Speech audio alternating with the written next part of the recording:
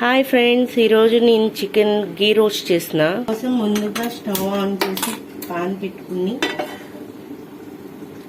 Pan కొంచెం heat అయిన తర్వాత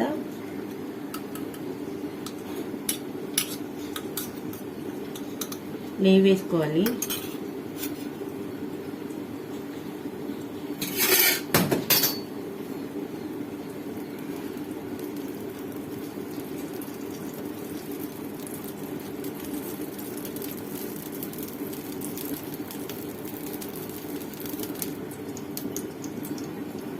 గీ రోస్ట్ వేగిన తర్వాత అందులో ఆనియన్ పీసెస్ వేసుకోవాలి.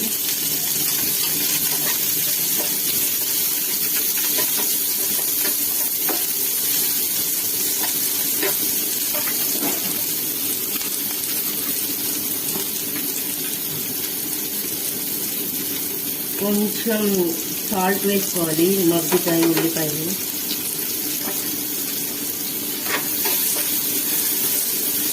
ఒక 2 minutes కుక్ చేసుకోవాలి. ఆనియన్స్ వేగిన తర్వాత అల్లం వెల్లుల్లి పేస్ట్ వేసుకోవాలి, 2 tablespoons. ఇది కూడా మంచిగా వేగనివ్వాలి.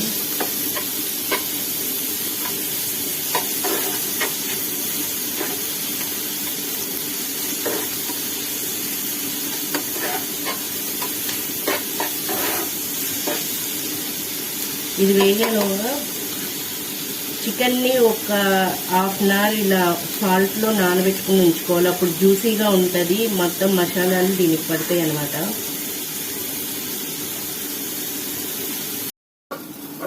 ఆనియన్స్ అల్లం వెల్లుల్లి పేస్ట్ వేగింది కదా, ఇప్పుడు చికెన్ పీసెస్ వేసుకుందాం.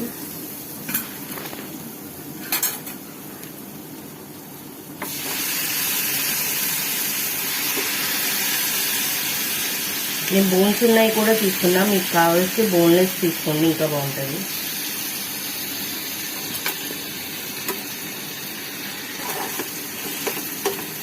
బాగా కలుపుకోవాలి.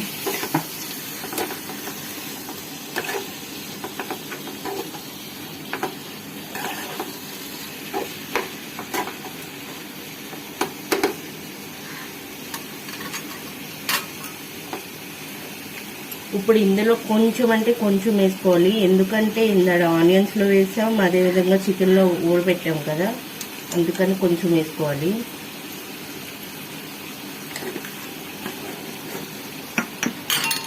అలాగే కొంచెం పసుపు,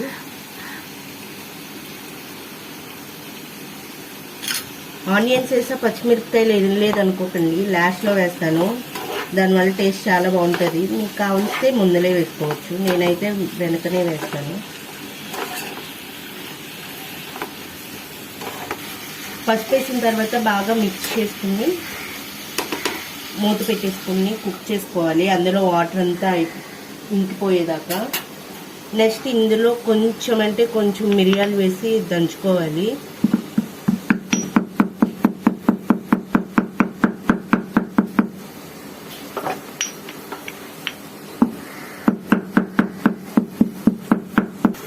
ఫైవ్ మినిట్స్ అయిన తర్వాత ఇలా ఉంది కదా కర్రీ, ఇంకొంచెం వాటర్ ఉన్నాయి. ఇప్పుడు దీన్ని పక్కన పెట్టేసుకుని పక్క స్టవ్ మీద పెట్టేసి మసాలా తయారు చేద్దాం. కొంచెం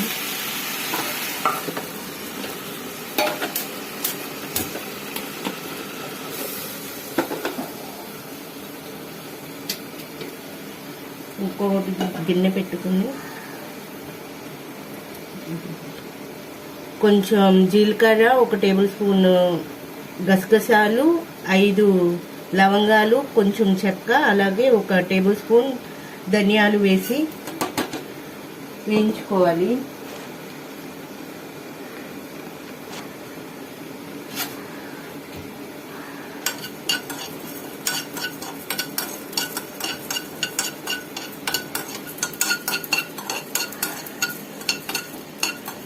మంచి స్మెల్ వచ్చేదాకా వేయించుకోవాలి.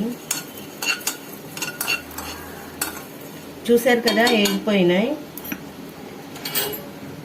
ఇప్పుడు దీన్ని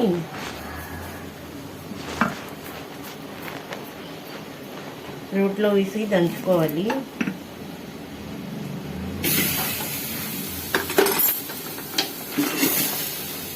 చికెన్ ఎంతవరకు వచ్చిందో చూద్దాం. ఓకే, అయిపోయింది చాలా వరకు.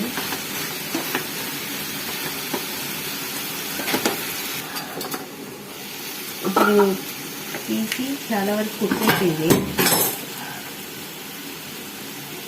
ఇప్పుడు ఇందులో కారం వేస్తున్నాం.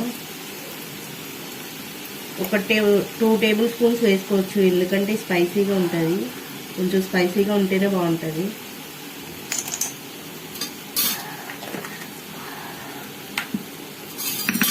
మొత్తం నీట్గా మిక్స్ చేసుకుందాం.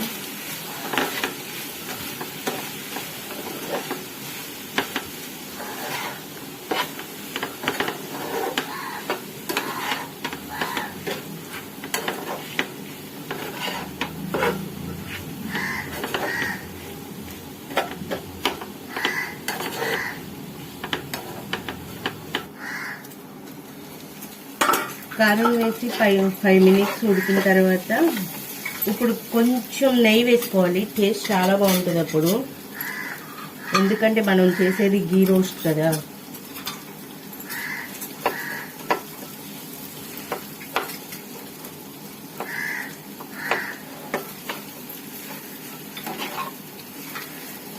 ఇది కొంచెం స్పైసీగానే ఉంటుంది, కానీ టేస్ట్ చాలా బాగుంటుంది అన్నమాట. రసం, సాంబార్ ఎందులోకైనా సూపర్గా ఉంటుంది.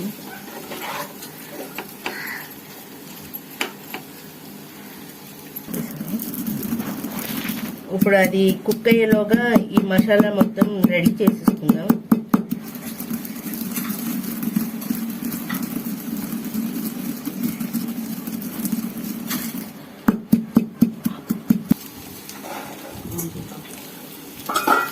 ఇప్పుడు ఇది కుక్ అయిపోయింది.